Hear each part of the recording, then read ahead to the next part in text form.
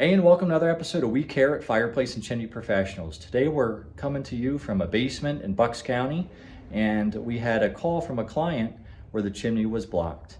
Heating company came out for a no heat call, and they identified that the reason for the shutdown was because the chimney itself was completely plugged.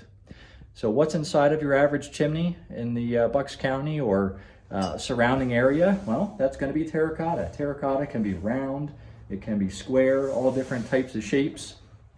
And over the years, it will deteriorate. What is it going to do? Well, it's going to drop small pieces of material of its own substance down to the base of the chimney, and it's going to start to build up. The most comparable thing to this would be like a chip bag. So if you have a bag of potato chips and you kind of crush them all up, and what you find at the bottom of the bag, a whole lot of little pieces, but they add up to a mound of material. And that's what we have here. So this is what we pulled out of this chimney base. These are tiny little pieces of that terracotta, all broken up, and they've been in there so long that the moisture kind of fused them together in a rock-like substance.